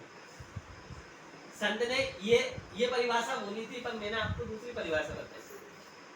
तो जो जिस व्यक्ति को जिसकी चाह होती है वो उस चीज को जरूर ढूंढता है। इसी प्रकार से ढूंढने के लिए तैयार हुए। अब राम जी को पाने के लिए लालसा लगी, और जैसे ही लालसा लगी भगवान राम जी बिल्कुल नहीं, जहां चाह है वहां रहा है। अब एक और चीज देखो, माइक नहीं है, बहुत बढ़िया, अच्छा, मुझे भी अच्छा लगा, क्योंकि माइक नहीं है, जो सुनना चाहेगा वो आएगा, बैठेगा, वही सुनेगा। अब कोई कोई कहता है कि कोई शक्तियां नहीं होती। आज के समय में टीवी पे डिबेट्स चल रहे हैं कि कोई शक्ति नहीं होती, कोई भगवान नहीं होता, कोई किसी की बात सुन नहीं सकता, कोई किसी की बिना बोले भावों को नहीं पढ़ सकता। तो इन चीजों में 10 प्रकार की शक्तियां हैं, जिसमें 9 आपने सुना होगा कि माताओं की 10 महाविद्या कही गई है। किसी को मालूम है 10 महाविद्या? नहीं मालूम? कोई बात। जिस प्रकार से जो भगवान होता है उसकी एक आदि शक्ति होती है। सबसे ज्यादा अपने यहाँ जो प्रचलित है बगलामुखी माता जी, ये तांत्रिक विधि आती है और इस विधि की देवी कही जाती है। इनकी साधना बड़ी कठिन होती है, हर एक के दास दासियां होती है। इसको अपन कैसे समझे कि अपना परिवार है, माँ, बड़ी माँ, दादी, परदादी, ये अपनी पीढ़ी चलती है। तो जो बगलामुखी माता जी है, मैं उदाहरण दे रहा हूँ, बगलामुखी माता जी है वो है परदादी, ठीक है। उनसे छोटी फिर दूसरी माता जी, फिर उनसे छोटी उनकी दासी, फिर उनसे छोटी उनकी दासी। इसी प्रकार से देवता है। कोई कहता है ना 33 करोड़ देवता नहीं है, 33 कोटि देवता है। सभी देवताओं के हजार हजार नाम है और सबके हजार हजार दास है। सब दासों की एक लिमिटेड है रेंज, जिसको बोलते हैं। किसी की रेंज है 100 मीटर की, किसी की रेंज है 200 मीटर की, किसी की रेंज है 1000 मीटर। पहले के समय में ये सिद्धियां होती थी जो बैठे बैठे सब चीज आपको दे सकती थी। मैं किसी व्यक्ति विशेष का नाम नहीं बोलूंगा। सिद्धियां पाने के लिए भी उनके एक उपाय बताया गया। अगर कोई कड़क दिल वाला हो तो वो चाहे तो वो कर सकता है। पहले स्पष्ट बोल रहा हूँ, जैसे पंडित जी को सिद्धियों के बारे में इतना खुला नहीं बोलना चाहिए, पर सुन रहे हैं इसलिए बोल रहा हूँ। अगर कोई कड़क दिल वाला जिसको डर नहीं लगता है और अगर उसको सिद्धि चाहिए तो जो तुलसीदास जी महाराज ने सिद्धि ली थी वो आप ले सकते हैं। बोले पंडित जी ये कैसे हुआ? प्रश्न तो ये मन में उठेगा कि तुलसीदास जी ने कौन सी शक्ति दी थी? बोले तुलसीदास जी महाराज ने एक नियम बनाया था। पहले के समय में घर में शौचालय नहीं होते थे। पहले जब भी जाते थे लोटा लेकर के जाते थे। 41 दिन का अगर कोई नियम बना लेता है,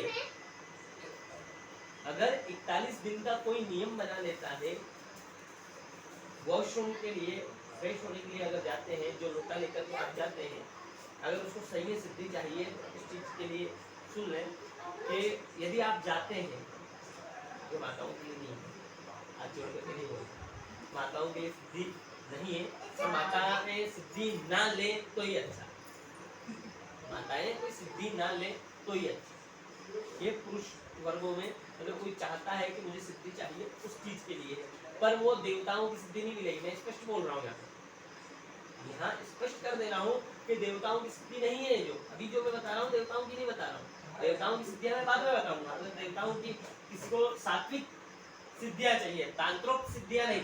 सिद्धियां कई प्रकार की होती हैं, तांत्रोक्त वेदोक्त। पंडित जी होने के नाते हमें हर चीज की जानकारी रखना पड़ती है, पर ये प्रसंग इसलिए स्पष्ट कर रहा हूँ कि कम से कम जो तुलसीदास जी महाराज ने किया वो आपको मालूम है। तुलसीदास जी महाराज ने नियम बनाया कि बड़ का पेड़ सभी जानते हैं, बड़ के पेड़ पे जाते थे फ्रेश होने के लिए, लोटा पूरा भर के लेके जाते थे। आधे से तो सोच करते थे आधा लोटा जल उस बड़ के पेड़ में, उस बड़ के पेड़ में जाकर के चढ़ा देते। जैसे ही 41 दिन हुए, वहां से एक प्रेत निकलता है। प्रेत निकलता है और जैसे ही प्रेत निकलता है और बोलता है हे तुलसीदास, तुम्हें जो चीज चाहिए वो मैं तुम्हें देने के लिए तैयार हूं। क्या बोला? पहली बात तो कोई आता है, अगर आता है कोई सिद्धि आपको अगर देने के लिए आ रहा है, प्रेत, ये प्रेत सिद्धि कही जाती है। हाँ, प्रेत सिद्धि अगर देने आ रहा है तो आपको डराएगा। अगर आप डर गए, आपका दिल कमजोर है, तो आप वहीं जय गोविंदाय नमो नमः हो जाए। अगर आपका दिल मजबूत है, आपने उसके डराने पे डरे नहीं, तो आपसे वर मांगने के लिए कहेगा। जो तुलसीदास जी को कहा हे तुलसीदास तुम मुझसे वर मांगो, मैं तुमसे प्रसन्न हूँ। वो बोलते हैं तुलसीदास जी महाराज आप कर क्या सकते हो? बोले आप जो बोलोगे मैं कर सकता हूँ। तुलसीदास जी महाराज कहते हैं मुझे राम जी के दर्शन चाहिए और कुछ नहीं चाहिए। भूत प्रेत, हनुमान चालीसा में कहा, क्या कहा गया? भूत पिशाच निकट नहीं आवे, महावीर का नाम सुनावे। यानी भगवान का जो नाम सुनाते हैं वो हनुमान जी महाराज के आशीर्वाद से भूत प्रेत निकट नहीं आते। तो भूत बोलता है कि मैं ये काम तो नहीं कर सकता। तो बोले फिर आप मेरे कोई काम के नहीं जाओ। बोले नहीं, मैं तुमसे प्रसन्न हूँ, तुम्हें कुछ देना चाहता हूँ, मांगो। आज का कोई व्यक्ति होता तो क्या मांगता? आज का अगर कोई व्यक्ति होता तो क्या मांगता? गाड़ी, घोड़ा, बंगला, कार, इससे ज्यादा कुछ नहीं मांगता। नोटों की गद्दी में जैसे करोड़ों की लॉटरी लग जाती है तो नोटों को देख करके न्यू अपने ऊपर वर्षा करने लगते हैं। घमंड आ जाता है, पैसा मांगता है, इसके अलावा कुछ नहीं मांगता। पर तुलसीदास जी ने कहा तो मुझे ये भी नहीं चाहिए। बोले क्या चाहिए आपको? बोले राम जी से मिलना। बोले राम जी से मिलने की हमारी रेंज, वहां पे हमारा कनेक्शन नहीं है। तो बोले फिर आप किस काम के हो? बोले नहीं आप कुछ मांगो। बोले क्या मांग सकता हूँ मैं? बोले एक काम करता हूँ, अगर आपको राम जी से मिलना है तो एक उपाय बता सकता हूँ। बोले क्या उपाय बता सकता हूँ?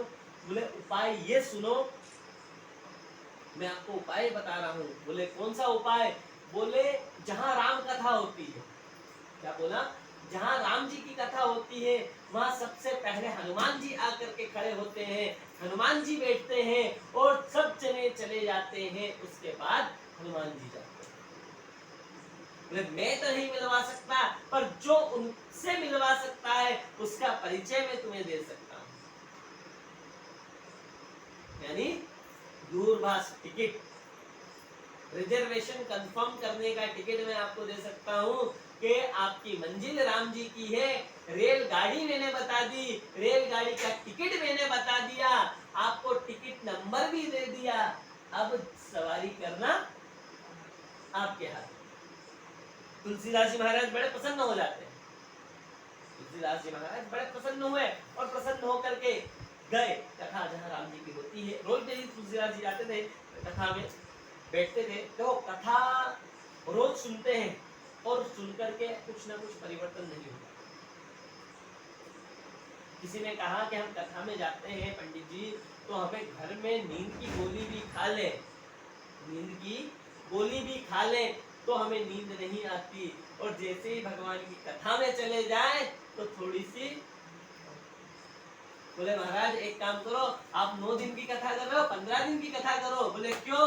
बोले घर में गोली खाने से तो नींद आती नहीं है, यहाँ बैठने से कम नींद आ जाती है। बोले कथा का असर ये होता है, तुलसीदास जी महाराज कहते हैं, बोले कथा का असर ये नहीं होता, कथा का असर ये होता है कि जितने अपने दिमाग में जाले भरे हुए हैं, अब जाले कौन से? काम क्रोध मद लोभ सब नाके नरक के पंथ, काम क्रोध मद लोभ ये सब नरक में ले जाने वाले हैं। बोले ये जो जाले कब खुलेंगे? जब आप कथा में जाकर के बैठोगे, कथा को सुनोगे, सुनने से जाले नहीं खुलेंगे, सुनने से आपका 1% जाला नहीं खुलेगा, आपको उसको अपने हृदय के अंदर उतारोगे, तब जाकर के आपके जो अंधकार है वो धीरे धीरे दूर होगा। इस प्रकार से तुलसीदास जी महाराज ने विचार किया कि अब मुझे रेलगाड़ी भी बता दी, टिकट नंबर भी बता दिया, बर्थ भी बता दी कि कौन सी बर्थ पे जाकर के अपने को बैठना है। तो कई लोगों की आदत होती है,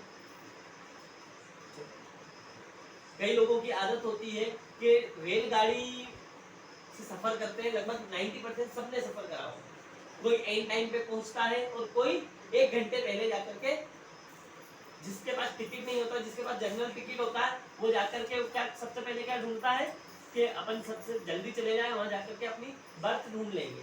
तो तुलसीदास जी महाराज ने वही काम करा कि रेलगाड़ी मालूम पड़ गई है कौन सी? राम कथा। बर्थ नंबर मालूम पड़ गया कौन? कंफर्म टिकट दे दिया हनुमान जी का, ये हनुमान जी महाराज है, यही आपको राम जी तक पहुंचाएंगे। बोले कैसे मालूम पड़ेगा? बोले सबसे पहले आते हैं। अब हनुमान जी महाराज ने विचार किया कि आज मुझसे पहले मेरी राम कथा में कौन आए। देखो, एक कथा में आना, खाली कथा में आना और भगवान की कथा मंडल में सेवा करना, वो बात अलग होती है। शास्त्रों में कहा गया है, यदि आप आसन बिछाते हैं, आसन जो भी बिछाते हैं, उसको यदि आप बिछाते हैं, उस पे जितने भी बैठने वाले हैं उनका पुण्य आपको मिल जाता है, और उनके जाने के बाद आप जब आसन उठा के रखते हो तो पूरा 50% आपको मिल जाता है। पासिंग मार्क्स, जिसको हम हमारे भाषा में कहते हैं, पासिंग मार्क्स नंबर आपको तो ऐसे ही मिल जाते हैं। किस क्या करने से? आसन बिछाने से और आसन उठाने से 50% ये मिल गए। अब 50% के लिए थोड़ी सी मेहनत करनी पड़ती है। बोले क्या मेहनत करनी पड़ती है? बोले थोड़ा बैठना पड़ता है, और आज के समय में सबसे बड़ी समस्या किसकी है? पैरों की और दूसरी कमर की। अभी 2 दिन पहले ही एक प्रश्न आया था, बोले पंडित जी मैं बोलूं, हाँ? कि ये मुंह रखे नहीं तो कुछ भी नहीं होता है, मुंह रखे तो कुछ भी नहीं होता है, सिर्फ कोरी रोटी खाओ। नहीं देखो, वो चीज मैं भी नहीं बोलूंगा।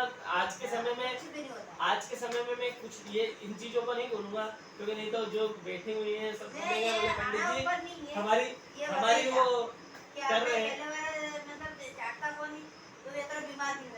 આપણે મુંહ મારું જ કહું કે આપણે ખાવા પીવા તો આપણા શરીર બગડી ગયું, અગર નહીં ખાવા कैसे बिगड़े? आपने कथा नहीं बगड़ोगे, पर ये बिल्कुल आपने जो प्रसंग लिया उसको मैं आगे बढ़ाता हूँ। पहले के समय में ना तो चाउमीन चलती थी, ना पोहा चलता था, ना पिज्जा चलता था, ना बर्गर चलता था, ये चीज नहीं चलती थी। चलती थी तो क्या चलती थी? रोटी, नमक मिर्ची लगाई, गोल करी, और एक हाथ में प्याज और एक हाथ में रोटी लेके घूमते रहते थे। ये आपका देसी क्रीम रोल चलता। किसी को अगर खाने की इच्छा होती थी तो सिमैया, मैगी जिसको खाने की इच्छा होती है ना, आज के समय में मैगी खाने का बड़ा शौक हो गया, पिज्जा खाने का शौक हो गया, तो पिज्जा बनाने का भी तरीका बताता हूँ। देसी जो माता लोग बनाती थी वो भी पिज्जा बताता हूँ। पहले के समय में जो है चाउमीन बनती थी अपनी, वो सिमैया, आप लोगों ने शायद खाई हो, तो मैंने तो जरूर खाई है, इसलिए मैं बोलता हूँ कि सिमैया, उसको नमकीन नमकीन भी बनाया लिया जाता था, उसको दूध में डाल करके खीर भी बना लेते थे, उसको ही पहले के समय में ये आपकी चाउमीन के डिश का काम है। चाउमीन, बर्गर, पिज्जा जो है उसमें केमिकल मिलता है, वैज्ञानिकों ने भी बोल दिया है कि वो हमारे स्वास्थ्य के लिए हानिकारक है, पर फिर भी हम खाते हैं। जो आप नूडल्स खाते हैं, अमेरिका में शोध करा किसी व्यक्ति के पेट में जब ऑपरेशन किया, खाने से फैट बढ़ने लग गया, आज के समय में मोटापा बढ़ने लग गया। क्यों? बर्गर पिज्जा ये जो खा रहे हैं उससे फैट बढ़ता है। तो उनके पेट में जब ऑपरेशन किया तो वही आपकी मैगी, ठीक है, नूडल्स, बर्गर, पिज्जा, ये सब उसमें निकले, आंतों में लिखते हुए। इसलिए इसका बताया गया है कि 15 दिन तक नहीं पचता अगर आपने एक बार खा ली हो। और नहीं तो एक विश्वास करना कि बाजार का आप कुछ खाना और उसके बाद शाम को आपको अगर खट्टी डकारें आना ना चालू हो जाए तो बोल दो, बाजार की चीज हानिकारक है। पहले के समय में ना कोई होटल जाता था, ना कोई कुछ जाता था। पहले के समय में परिवार साथ में रहता था। पहले के समय एक जना कोई बना रहा है तो सभी परिवार आकर के इकट्ठा होकर के बैठ करके भोजन बनाते थे और बड़े प्रेम से खाते थे। आज के समय में अकेले जाओ, मना नहीं है, देखो मना नहीं है, कभी कभार साल में एक बार दो बार चले जाओ तो कोई बात नहीं, पर कोशिश करें कि जितना हो शुद्धता का ध्यान रखें। नहीं तो आप होटलों में जाकर के देख लेना, कहीं भी आपको शुद्धता नहीं मिलेगी। इसलिए कोशिश करें कि अपने हाथ से बनाएंगे। अब एक छोटा सा और इसमें बोलता हूँ कि बाजार में आपने मान लीजिए पिज्जा कितने का आता मुझे आज तक नहीं मालूम, लगभग मान लीजिए 300 रुपए, एक सपोज, या 100 रुपए का, ठीक है। वही घर पे आप मोटी रोटी बनाओ, उसमें छेद करो और उसी में लहसुन प्याज डाल करके, जैसे पहले के समय में वो बैगन का भरता बनाते हैं ना, सबने बनाया होगा, बैगन के भरते की तरह उसमें टमाटर वगैरह डाले, वही आपका घर पे पिज्जा बन जाता है। बढ़िया, शानदार, बनाने वाला चाहिए। और कई माताएं तो इतनी अच्छी होती हैं जो आलू के पराठे ऐसे बना देती है कि बर्गर भी और पिज्जा भी सब फेल हो जाता है उसके बाद। ये माताओं के हाथ में कला होती है। माँ ही बच्चों को हर सिखा सकती है, पर आज के समय में जोर आ जाता है। श्री कृष्ण भगवान की जय, श्री रामचंद्र भगवान की जय, श्री विश्वेश्वर महादेव की जय। वापिस हम अपनी रेलगाड़ी पे आ जाए, हनुमान जी के पास आ जाए। जैसे कि हनुमान जी महाराज के पास पहुंचे, हनुमान जी महाराज ने देखा, आश्चर्य हुआ उनको कि आज मेरे से पहले कोई भक्त आ गया। कोई बात नहीं, हनुमान जी महाराज चुपचाप एक कोने में बैठ गए, बैठ करके भगवान की राम कथा सुनी और धीरे से चले गए। तुलसीदास जी महाराज की निगाह थी, पर कहते हैं कि इतनी भीड़ जब आती है, हनुमान जी सोच लिया ये मेरे से पहले आया है तो ये रुकने की पूरी फिराक में है। हनुमान जी सब कुछ जानते हैं, अंतर्यामी है, उन्होंने पहचान लिया कि ये तुलसीदास है और मुझसे मिलना चाहते हैं। हनुमान जी भीड़ भाड़ में धीरे से रास्ता ना, तुलसीदास जी महाराज बोले कोई बात नहीं प्रभु, मैंने भी सुना है कि भगवान इतनी सरलता से दर्शन नहीं देते। अगर इतनी सरलता से दर्शन अगर भगवान दे देते तो आज हर कोई भगवान के दर्शन कर सकता है। भगवान मांगता है तब आपकी नाम, भगवान के नाम की शक्ति आपके पास कितनी है। जब तक वो आपको शक्ति नहीं मिलेगी, जब तक आप भगवान को नहीं पा सकते। तुलसीदास जी महाराज दूसरे दिन भी उन्होंने वही नियम करा, गए विचार वगैरह सब करा, सब करके बैठ गए। हनुमान जी महाराज भी आए, आश्चर्य हुआ।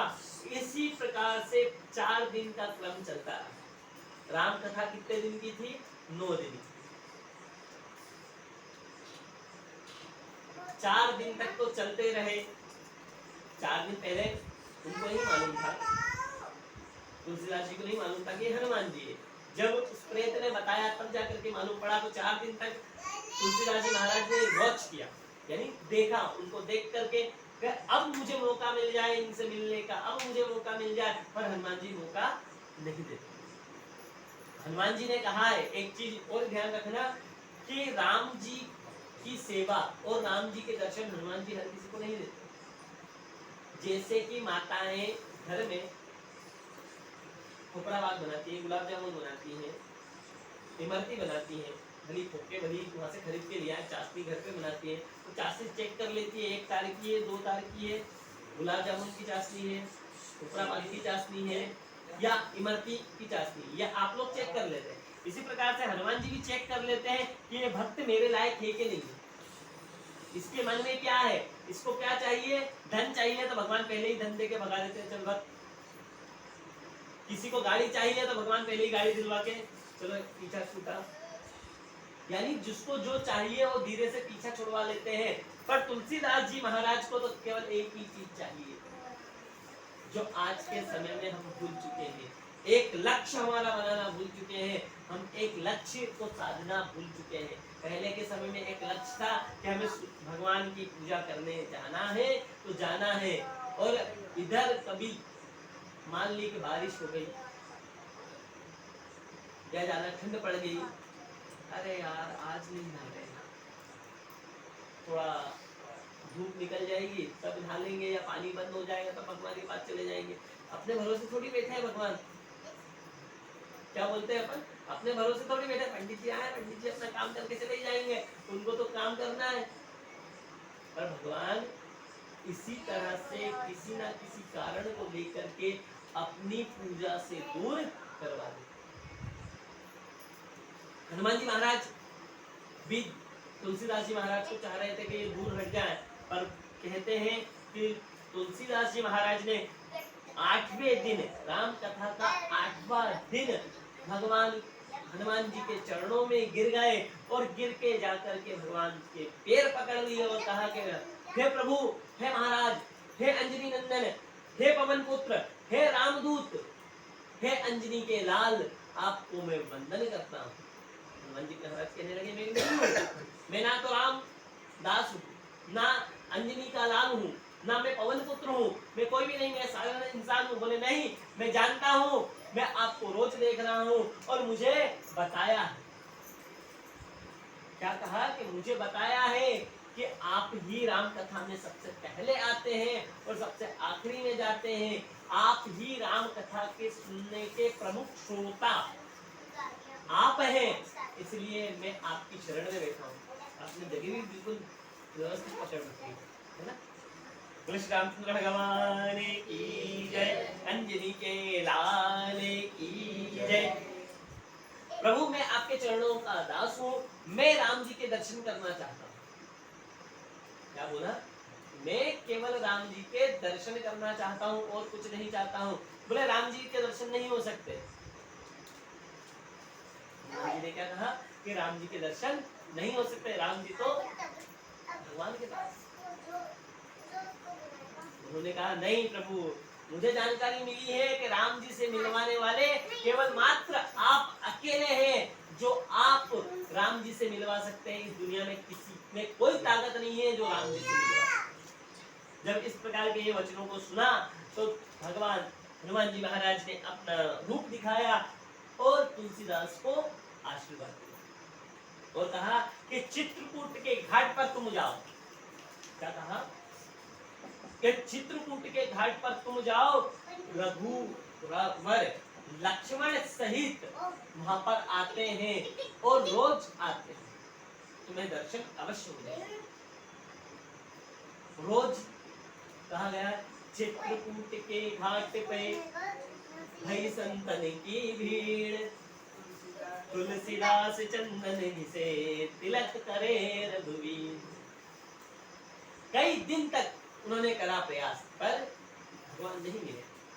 हनुमान जी महाराज से प्रार्थना की, प्रभु मैंने सुना है कि आप राम जी के दर्शन सही में करवाओगे, इतने दिन हो गए मुझे राम जी के दर्शन नहीं हुए। वो कहते हैं कि तुलसीदास तुम चित्रकूट के घाट पे बैठे हो, भाई संतन की भीड़, संतों की भीड़ आती है स्नान करके, और तुम जो है चंदन घिस रहे हो, तुम चंदन घिस रहे हो। एक काम करता हूँ, मैं तुम्हें बताने के लिए तोते का रूप बना करके एक पेड़ पर बैठ जाता हूँ, एक पेड़ पर बैठ जाता हूँ, वहां से मैं तुम्हें इशारा करूंगा। जैसे ही ये इशारे की बात सुनी, बोले प्रभु मेरे को कैसे मालूम पड़ेगा तुम्हें?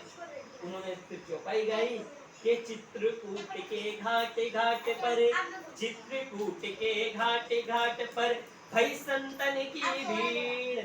चित्रकूट के घाट पे हो गई संतों की भीड़। फिर कहा कि तुलसीदास चंदन घिसे, फिर दोबारा उन्होंने कहा कि तुलसीदास चंदन घिसे तिलक करे रघुवीर। जैसे ही हनुमान जी की आवाज सुनी कि हे तुलसीदास, जो चंदन घिसा जा रहा है, जो तुम चंदन घिस रहे हो, और इस समय जो तिलक कर रहे हैं वो कौन है? रघुवीर, यानी राम जी, लक्ष्मण जी ही तुम्हारे घिसे हुए चंदन से तिलक कर रहे हैं। उसी समय सब चीज तुलसीदास जी भूल गए और चरणों में दंडवत प्रणाम करके कहने लगे, प्रभु राम आप मुझे दर्शन दें। यहाँ पर बहुत सुंदर संवाद कहा गया। तुलसीदास जी महाराज जिद कर रहे हैं, तुलसीदास जी महाराज जिद कर रहे हैं कि आप रघुवीर हैं, आप राम जी हैं, आप लक्ष्मण जी हैं। पर राम जी पहली बात तो झूठ बोलते हैं। राम जी का पूरा रामायण आप पढ़ लें और सुन लें, उसमें कभी भी राम जी ने झूठ नहीं बोला। राम जी कहते हैं हम संत हैं, हम भगवान के दर्शन करने के लिए आते हैं, हम खुद राम जी और लक्ष्मण जी का जो है दर्शन करने की इच्छा लालसा लेकर के मन में आए हैं, और यदि हम होते तो हम साधु के रूप में क्यों होते? राम जी ने कहा, पर लक्ष्मण जी को यहाँ थोड़ा सा चंचल बताया गया। लक्ष्मण जी थोड़े से चंचल हैं, जो छोटा घर में होता है वो थोड़ा सा तेज होता ही होता है, वो लाल का थोड़ा सा स्पेशल ट्रीटमेंट जिसको दिया जाता है वो छोटे वाले को दिया जाता है। तो छोटे वाले हमारे लक्ष्मण जी महाराज हैं, उनको विशेष पावर भी है। वो विशेष पावर आपको कब कब दर्शन आएगा? जब राम जी का विवाह होगा, जनक संवाद जब होगा, उस समय थोड़ा सा स्पेशल पावर जो भगवान का है वो दिखेगा। तो कहते हैं कि हे भगवान मैं आपके दर्शन चाहता हूँ। लक्ष्मण जी कहते हैं कोई राम राम नहीं है। क्या कहा? कोई राम राम नहीं है, कोई लक्ष्मण नहीं है। ऐसे कैसे लक्ष्मण, ऐसे कैसे राम जो अपनी पत्नी को छोड़ करके बैठ गए? ऐसे कैसे लक्ष्मण जो अपनी भाभी को वन में जाकर के छोड़ के आ गया? कोई नहीं है राम, कोई नहीं है लक्ष्मण। तुलसीदास जी ऊपर से गुरु ज्ञान मिल रहा है। गुरु ज्ञान कौन दे रहे थे? हनुमान जी महाराज तोते के रूप में बैठ करके ज्ञान दे रहे थे कि बेटा शरण पकड़ ले तो ही इस नाव भव सागर नाव से तुम पार उतर सकते हो, अन्यथा नहीं उतर सकते। मनुष्य जीवन में बताया गया है, तुलसीदास जी का चरित्र भी हमको ये बता रहा है कि क्या बता रहा है कि जब तक गुरु का साथ ना हो, जब तक गुरु का आशीर्वाद ना हो, जब तक आप भव सागर को पार नहीं कर सकते। इस माया रूप बंधन में फंसे रह जाओगे और वही बेटा, वही बेटी, वही पत्नी, वही बच्चे याद रह जाएंगे और संसार में उलझ कर रह जाओगे। श्री कृष्ण भगवान की जय, श्री रामचंद्र भगवान की जय। आरती का दीपक तैयार कर लें दोबारा। आरती का दीपक तैयार 10 बज चुके हैं, समय हो गया है, सभी का ध्यान भी रखना है। वो बत्ती उसमें चलिए, जब तक अपन एक भोग डाल लेते हैं, ठीक है? भगवान का आरती की तैयारी हो रही है। श्री रामचंद्र भगवान की जय। कल के लिए हनी भैया रामचंद्र भगवान की जय। वैकुंठनाथ भगवान की